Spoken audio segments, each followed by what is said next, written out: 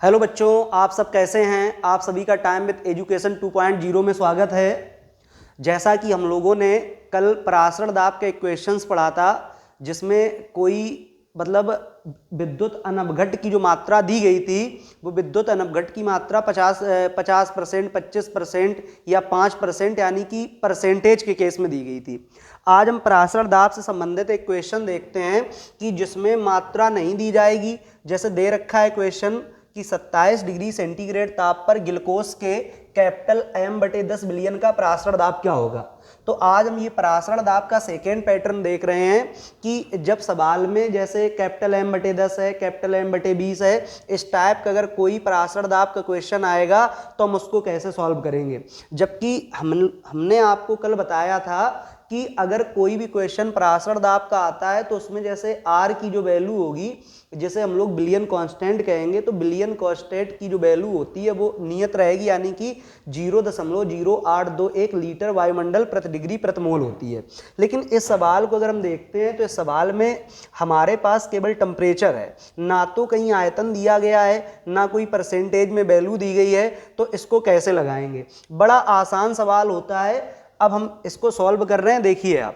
अच्छा, इसमें आपके पास सबसे पहले टेम्परेचर जो दिया गया है, टेम्परेचर आपके पास दिया है 27 डिग्री सेंटीग्रेड ताप। तो हम यहाँ पर लिख देते हैं T बराबर जो दिया है, T बराबर दे रखा है 27 डिग्री। अगर हम 27 डिग्री ले लेते हैं तो 27 डिग्री सेंटीग्रेड, लेकिन मैंने कल आपको बताया था कि टेम्परेचर जो भी होगा हम उसको डिग्री में ना रख के हम उसको केल्विन में रखेंगे। अगर 27 को हम लोग चेंज करेंगे तो ये 27 को अगर चेंज करते हैं तो ये 27 प्लस 273 हो जाएगा। तो ये 273 अगर जोड़ देंगे तो ये अप्रोक्सी आपका लगभग 300 केल्विन हो जाएगा। वैसे मैंने बताया था कि अगर हम डिग्री टेम्परेचर को केल्विन में चेंज करते हैं तो 273.15 वैल्यू जोड़ी जाती है, लेकिन हम यहाँ कैलकुलेशन जी करने के लिए एग्जैक्टली 273 जोड़ लेते हैं। हमने टेम्परेचर निकाल लिया। आपका इस सवाल में जो टेम्परेचर 27 डिग्री था, हमने उसको 300 केल्विन कर लिया। अब इसमें जो पूरा न्यूमेरिकल लगेगा वो यूनिट से लगेगा, क्योंकि ग्लूकोज के कैपिटल M/10, ये जो कैपिटल M/10 दिया गया है, इस कैपिटल M/10 का मतलब है कि इसकी सवाल की मोलरता, यानी कि अगर कैपिटल M सिंबल होता है तो वो मोलरता है, अगर कैपिटल N होता तो नॉर्मलता होता, और अगर स्मॉल m है तो स्मॉल m में मोलरता यानी कि मोलरिटी होती है। तो अगर इस क्वेश्चन को हम लोग देखते हैं तो इस सवाल की जो मोलरता है वो दी गई है। तो अगर बात करें सवाल की मोलरता की, तो इस सवाल में जो मोलरता दे रखी है यानी कि मोलरिटी, तो हम लिखते हैं मोलरता बराबर, यानी कि कैपिटल M बराबर जो दिया है ये 1/10 दिया है, यानी कि मोलरता जो दी गई है ये 1/10 दी गई है। अब एक काम करते हैं 1/10, लेकिन मोलरता की यूनिट भी लिख लेते हैं। तो मोलरता की जो यूनिट होगी, मोलरता की यूनिट बेटा होती है मोल प्रति लीटर। मोलरता की जो यूनिट होती है ये मोल प्रति लीटर होती है। तो हमने मोलरता की यूनिट लिख ली। अब इसका मतलब देखो, इसका अर्थ समझ लेते हैं, और इसका अर्थ जैसे ही हम लोग निकालेंगे आपका क्वेश्चन समझ लो तुरंत सॉल्व हो जाएगा।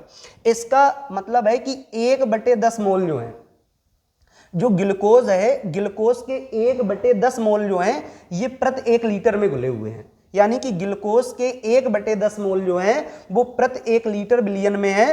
तो इसमें दो चीजें हैं, मोल जो है आपके पास 1/10 है, जबकि आयतन जो है आपका प्रति मतलब 1 लीटर।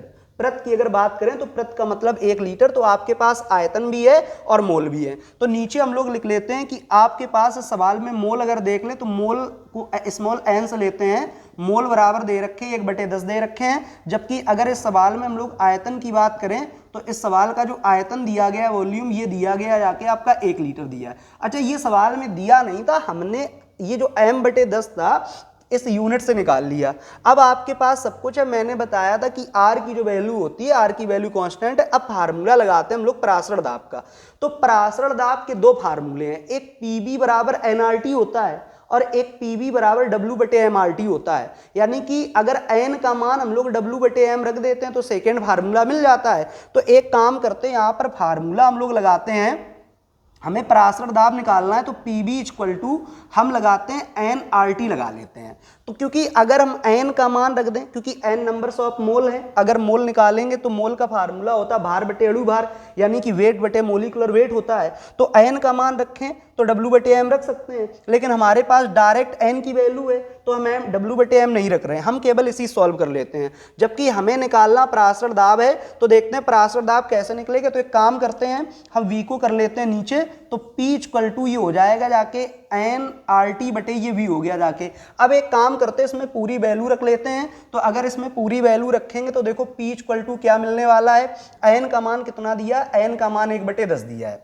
R का मान, अच्छा R का मान मैंने बताया था ये बिलियन कांस्टेंट होता है, R का मान नियत होता है और इसका जो मान होता है 0.0821 लीटर वायुमंडल प्रति डिग्री प्रति मोल होता है। जबकि T टेम्परेचर है, इसका मान दे रखा है 300। अब आपके पास नीचे V बचा हुआ है, तो V का मान मैंने कहा V का मान कितना दिया है, 1 लीटर दिया है, आयतन जो दिया है वो 1 लीटर दिया है। अब आप देख लो, इसको सॉल्व कर लेते हैं। तो अगर हम लोग इनका गुणा कराते हैं, मान लो इसका गुणा इसके साथ करते हैं, तो इसका आंसर आएगा, यानी कि हल करने पर मिलेगा 24.63 मिलेगा। जबकि अगर इसका करेंगे तो ये 10 मिलेगा। अब P = जो होगा, अगर 10 का इसमें भाग दे देते हैं तो 2.463 और ये मिल जाएगा जाके आपका वायुमंडल, एटमॉस्फियर। इसको बेटा हम लोग वायुमंडल कहेंगे, यानी कि ये जो होगा ये एटमॉस्फियर होगा। और ATM, इसको संक्षेप में हम लोग लिख सकते हैं ATM, यानी कि एटमॉस्फियर। तो इस सवाल का जो आंसर आएगा 2.63 वायुमंडल निकलेगा। तो अगर कभी भी आपकी यूनिट बेस, यानी कि हम कह दें कि मोलरता, नॉर्मलता बेस के ऐसे कोई क्वेश्चन है, तो हम लोग उनको यूनिट से लगाएंगे। जैसे इसमें दे रखा था कि ग्लूकोज का कैपिटल M/10 था, ये जो कैपिटल M/10 है, इसमें हम लोगों को दो चीज़ें मिल जाती हैं। एक चीज़ हम लोगों को सीधा सीधा मिल जाता है कि मोल, इसका मतलब हो गया कि मोलरता जो है वो 1/10 मोल प्रति लीटर दे रखी है, यानी कि 1/10 मोल जो घुले हुए हैं वो प्रत्येक लीटर में घुले हैं, तो मोल 1/10 हो जाते हैं, आयतन हो जाता है 1 लीटर। तो सीधा फार्मूला आपके पास होता है PV = nRT। अब हम यहाँ से P निकाल देते हैं, तो P = जो निकलता है वो 2.463 वायुमंडल निकलता है। अच्छा, कभी कभी जैसे मैंने कल बताया था आपको, अगर परसेंटेज का कोई क्वेश्चन होगा तो हम उतना परसेंटेज, जैसे 5%, 10%, तो जो जितने परसेंट दिया जाएगा हम उसको उतने ग्राम मान लेते हैं।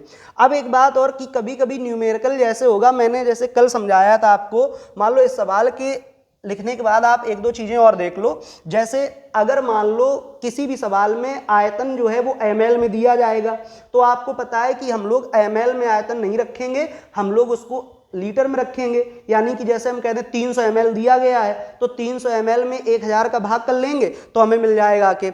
अब इसके बाद कभी कभी क्या होता है कि ये जो पराशर दाब हम कह दें एटमॉस्फियर, ठीक है, एटमॉस्फियर में मान लो इसकी यूनिट होती है, लेकिन कभी कभी ये mm में दे दिया जाएगा। जैसे मान लो हम एक क्वेश्चन ले लें, जैसे पराशर दाब जो दिया है ये मान लो 5 mm दिया है। कितना दिया है? 5 mm। अब हम तुमसे कह दें कि इसको हम लोग वायुमंडल में चेंज करेंगे, तो वायुमंडल में कैसे चेंज करेंगे? तो अगर कभी भी मान लो एक दो क्वेश्चंस आपको एक्सरसाइज में से मिलेंगे, अगर कोई भी क्वेश्चन में आपका जो ऑस्मोसिस प्रेशर है या ऑस्मोटिक प्रेशर जो है, अगर वो दिया गया है mm में, तो अगर हम उसको वायुमंडल में चेंज करेंगे तो उसमें 760 का भाग कर देंगे। अगर 5 में 760 का भाग कर दें, अब ये जो मिलेगा वो आपका एटमॉस्फियर में मिलेगा। किस में मिलेगा बेटा? एटमॉस्फियर में मिलेगा। ये ध्यान रखें कि अगर वायुमंडल टेम्परेचर को वायुमंडल में चेंज करना है तो उसमें हम लोग भाग कितने के करेंगे? 760 का करेंगे। अब इसके बाद हम लोग कल की श्रेणी में जो क्वेश्चंस देखेंगे वो क्वेश्चंस आपके आएंगे एलिवेशन कांस्टेंट के आएंगे, जो केबी और केप के होते हैं, मोलल उन्नयन स्थिरांक और मोलल अवनमन स्थिरांक। ठीक है, वीडियो को लाइक, शेयर और सब्सक्राइब जरूर करें। जय हिंद।